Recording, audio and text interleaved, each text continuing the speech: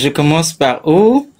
Pour la manifestation du 26, moi je suis arrivé sur les lieux un peu avant Du 7 6, heures. c'est le 6. Du 6, pardon. Du 6 juin. Donc je suis arrivé sur les lieux aux environs de 7 heures. Et mon programme c'était de rester avec les autres à la manifestation jusqu'à 10 heures. Ensuite, j'allais quitter et partir à la prison civile de Lomé parce que j'avais des visites prévues. Et après la prison civile, j'allais voir un peu comment les mouvements sont dans la ville et tout. Et s'il y a lieu de revenir là où j'étais ou d'aller quelque part d'autre y aller. Donc, voilà un peu le programme que j'avais en sortant de chez moi. Et je suis arrivé sur les lieux aux environs de 7 heures. Nous avons commencé avec ceux qui étaient là-bas. On a commencé, on a chanté l'hymne, on a crié. Et déjà, avant même qu'on arrive, le matin très tôt, ils avaient bloqué la route qui contourne Togocel en allant vers les ministères et l'Assemblée nationale. Donc cette voie avait été bloquée. Donc du coup, on est venu rester là. Quand on a commencé par crier, les policiers se sont rassemblés. Premièrement, quand ils sont arrivés, ils étaient là, mais ils ne faisaient rien. Donc du coup, nous aussi, on était là. On continuait par protester et tout.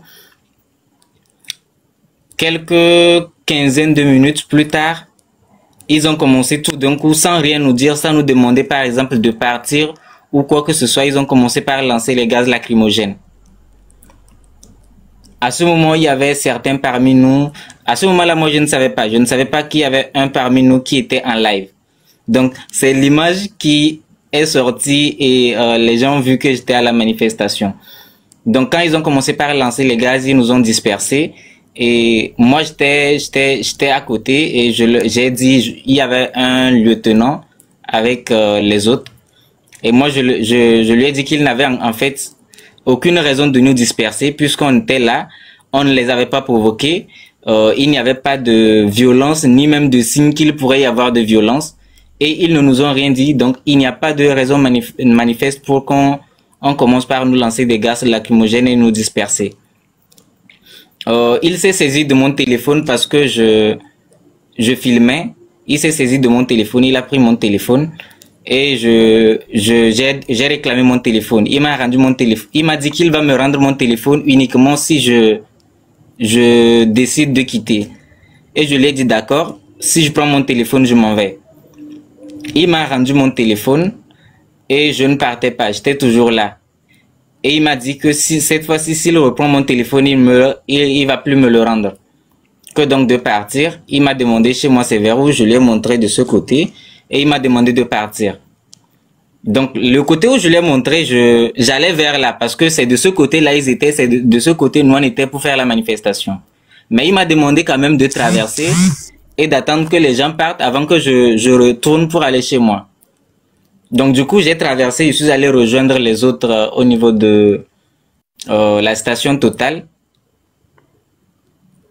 Ils ont shifté et ils sont allés de ce côté également. Ils ont encore tiré, les gens se sont dispersés. Moi, je suis resté au niveau de la station. Il y avait un petit caillou haut. Je me suis mis assis là. Quand les autres se sont dispersés, ils sont venus s'arrêter à 15 mètres devant. Ils étaient là. On a tous fait semblant comme si on savait pas qu'il y avait quelque chose. J'étais assis, ils étaient là-bas. Et on se regardait. Donc, je suis resté au moins 15 minutes. Et quand j'étais arrivé à la manif, premièrement, j'avais un casque de moto et un petit sac à dos que un des camarades qui était là-bas a pris pour moi. Donc, il sonnait 9 heures, il sonnait 9 heures en ce moment. Quand je me posais maintenant la question comment faire pour retrouver l'autre camarade, prendre mon petit sac, mon casque pour pouvoir exécuter mon programme de la journée, aller à la prison civile de Lomé pour mes visites. Donc j'ai appelé le camarade en question et je lui ai demandé sa position. Il m'a dit qu'il était de l'autre côté vers le service des passeports, mais qu'il ne pouvait pas revenir parce qu'il y avait beaucoup trop de policiers qui étaient sur la route et qui empêchaient les gens d'y accéder. Donc je me suis levé, je me suis déplacé pour retourner au niveau du service des passeports pour retirer le casque et le sac. C'est quand je passais, le lieutenant qui au début avait pris mon téléphone m'a vu et m'a demandé, moi encore ici, que je lui avais dit que ma maison était de l'autre côté. Moi, je suis passé sans lui répondre parce que je voulais même pas discuter avec lui pour qu'il dise que je l'ai provoqué ou quoi que ce soit. Je l'ai dépassé sans répondre. Je suis allé retirer le casque et le sac. Et maintenant, je devais retourner, monter sur la nationale numéro 1, chercher un taxi ou un ZEM pour la prison civile de Lomé. Et quand j'étais de retour, là, il est venu me barrer la route. Qu'en fait, là, je suis en train de l'emmerder parce que je me sers de ma situation d'handicap pour faire des défilés pendant qu'ils sont en train de renvoyer les gens. Je lui ai dit, mais quand je suis passé tout à l'heure, quand vous m'avez vu là, est-ce que je tenais le sac? Est-ce que je tenais le casque? Je suis allé récupérer ça maintenant et je suis en train de m'en aller. Que non, lui ne veut pas d'embêtement. Il y avait leur jeep qui venait d'arriver. Il y avait un capitaine dedans qui est descendu. Il a demandé, il y a quoi? Et le lieutenant dit au capitaine que c'est comme ça. J'étais parmi les manifestants. On m'a dit de partir depuis là et je fais des tours. Et le capitaine a demandé à ce qu'on m'embarque. Donc c'est à ce moment-là qu'on m'a embarqué. Et on est parti. Ils m'ont amené à la brigade anti-gang de Djidjolé. Quand je suis arrivé, si j'ai bonne mémoire, il y avait à peine 5 personnes. Je pense qu'il y avait une personne qui avait été arrêtée depuis la nuit. Et les autres étaient arrivés un peu plus tôt dans la matinée avant moi. Donc je faisais partie des premières personnes à arriver là-bas. Donc une fois on arrive à la brigade et on me fait descendre. Je descends, je retourne pour, je descends et je remets la tête pour chercher le casque, le sac et ma béquille. Et c'est là le capitaine crie sur l'élément qui était là-bas. Mais pourquoi vous le dorlotez? Poussez-le. J'ai pris mon casque et la béquille, je suis descendu. Attends, 2 secondes. Attends. Le capitaine dit à ces éléments, pourquoi vous le dorlotez, poussez-le, alors qu'il sait que tu es en situation de handicap. Le capitaine, qui est censé gérer, enfin, quand les éléments font des bêtises, c'est le capitaine qui vient dire, oh, hey, il faut pas faire ça. Mais c'est plutôt lui qui dit aux autres, pourquoi vous le dorlotez? Oh, un officier. Si les Gbangbana font les bêtises, on dit non, officier, viens parce que tes Gbangbana font. Mais là, c'est lui-même. Bon, bref, continue, pardon. Et c'est là, c'est lui qui a commencé par me donner les premiers coups, gifles par-ci, coups de poing par-là. Et il y avait un élément qui était là-bas. Il a demandé à l'élément de... Attends. Mon sang. Pardon. Donc, c'est le capitaine qui a commencé par taper. Oui, il était la toute première personne à me frapper. Ah non. Capitaine, on va te chercher. Capitaine, on va te trouver. Capitaine, on va te déshabiller. Capitaine, on va te chasser de l'armée parce que tu salis le nom des officiers du Togo. Mais c'est pas possible. Continue, pardon. Donc, il m'a remis à l'élément et a demandé à l'élément de m'amener en cellule. Avec le temps, on s'est un peu habitué à une routine. Quand vous entendez du bruit dehors, vous savez que quelqu'un est arrivé. Et c'est pas n'importe quel bruit. Ce sont des cris et des bruits de coups. Coups de cordelettes et tout ce qui va avec. Donc c'est comme ça, les gens arrivaient par groupe. Et à un moment donné, il y avait un autre qui est rentré, je ne sais plus exactement vers quelle heure, qui est rentré avec une cordelette. Et dans la salle, il est passé à tour de rôle chez chacun. Après, il est parti. Plus les gens arrivaient, plus d'abord de base, ils avaient confisqué mon téléphone, ils avaient confisqué les téléphones des autres personnes aussi. Donc, à un moment donné, ils ont commencé par nous appeler un à un pour les dépositions. quand on m'a appelé pour m'auditionner, moi, j'ai demandé à l'officier qui était là-bas. C'est une audition? Il m'a dit oui. Et je n'ai pas d'avocat. Vous allez m'interroger, vous allez m'auditionner sans que je n'ai d'avocat. Il m'a regardé, il m'a demandé, tu te crois où? Donc, en mode, la loi ne s'applique pas au Togo.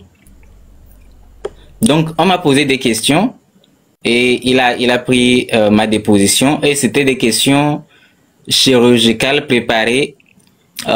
Toute question qu'on te pose, si tu réfléchis pas 2 fois avant de répondre, toutes tes réponses seront des accusations que tu es en train de formuler contre toi-même. Je pense que c'était 5 questions principales du genre qu'est-ce qui t'amène ici, qui est le leader du mouvement, c'était quoi l'objet et combien on vous a promis, des choses comme ça. Donc chaque réponse que tu donnais était en fait un piège qui t'incrimine de tout. Donc après on peut te coller tous les chefs d'accusation qu'on veut. Ils nous ont auditionnés. Moi personnellement, j'ai eu à faire près de 10 dépositions parce que à un moment donné, on te confie, il y a tel qui vient te questionner, tel qui vient te questionner par après. Et il y a même des gens que je crois être de l'ANR, l'Agence nationale des renseignements, qui nous ont aussi auditionnés. C'est là que eux, ils ont offert un spectacle, mais tellement théâtral. On m'a posé les questions et quand je répondais, il y a, paraît-il, je crois, un qui m'a reconnu comme étant le président de la synergie des élèves étudiants du Togo. Donc, il a viré sur le volet universitaire. Tu dis que tu es étudiant. Est-ce que tu es militant d'une association estudiantine? C'est laquelle? Et je l'ai dit, c'est la synergie. À l'université, quand vous voulez faire des manifestations, qu'est-ce que vous faites? Vous ne demandez pas d'autorisation? Je lui ai dit oui. Et en fait, il s'est basé sur ça. Il m'a posé des questions. Comment j'ai fait pour mobiliser les étudiants pour sortir? Je lui ai répondu que moi, j'avais mobilisé personne. J'étais sorti comme un citoyen, comme tout autre citoyen. Donc, je suis sorti comme ça, que non. Je suis la porte-voix des étudiants. Donc, tous les étudiants qui étaient là-bas sont sortis parce que moi, je leur ai demandé de sortir. Donc, en fait, c'est moi le chef d'orchestre. Donc, ils tiennent le fauteur principal du trouble. Il m'a demandé de me lever, je me suis levé. Il m'a demandé de me mettre contre le mur quelque part là-bas. Et vous voyez comme dans les films américains, quand on arrête un meurtrier ou un terroriste, les photos qu'on lui fait prendre de profil, gauche, droite, dos, complet et tout. Donc ils ont fait tout le théâtre, ils m'ont pris presque une dizaine de photos et on m'a ramené en cellule. On m'a ramené en cellule de toute la journée. Ils ne nous ont pas autorisé à contacter personne, même pour informer qu'on était là. Et une fois la nuit tombée, même avant la tombée de la nuit, je pense la dernière fois, Amavi vous a raconté que on nous avait donné un seau. On était 35 personnes, hommes et femmes confondus. Il y avait 11 femmes et au total, on était 35 personnes. Donc, on avait tous un seau d'eau dans lequel on faisait nos besoins, hommes et femmes confondus. Le lendemain matin, je pense qu'il devait être 6h30 ou 7h. Donc, ils sont venus. Ils ont commencé par nous faire sortir par vague de 5. Ils font sortir 5 personnes. Moi, j'étais dans la toute première vague. On nous a fait sortir. On m'a posé des questions, de répéter ce que j'avais dit hier dans ma déposition. J'ai répété. Moi, j'étais sorti pour la manifestation parce que le peuple a décidé de manifester, de demander de meilleures conditions de vie. Voilà, moi je leur ai répété ça et ils m'ont montré un couloir que d'aller. J'ai suivi les autres dans le couloir et arrivé dans le couloir, on est resté là-bas. Après ils sont arrivés et ils avaient puisé de l'eau qu'ils avaient mis dans ce qu'on peut appeler des grandes bassines déposées là. Donc c'est à ce moment qu'ils ont commencé ce qu'ils appellent le café matinal spécial de chez eux. Donc une séance de torture qui consiste à vous verser de l'eau dessus et à vous frapper avec des cordelettes.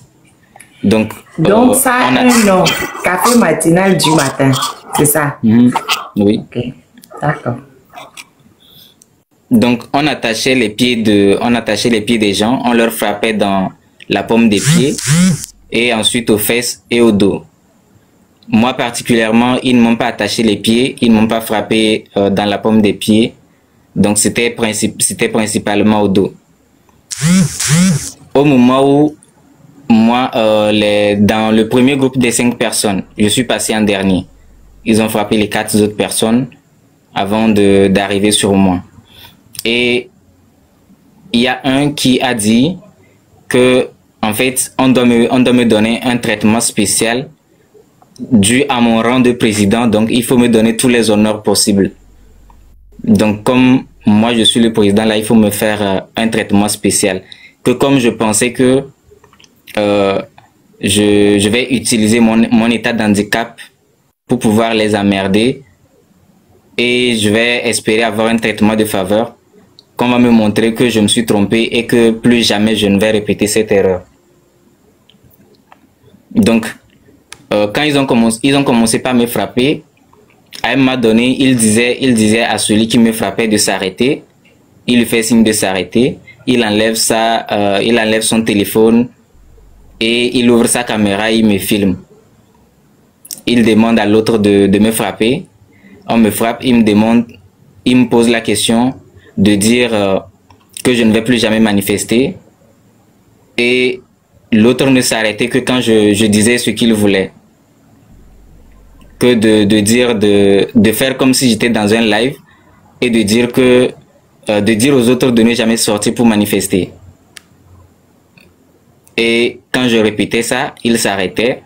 De dire qu'une fois qu'on me libère, je vais démissionner de mon poste de président de la synergie des élèves étudiants du Togo.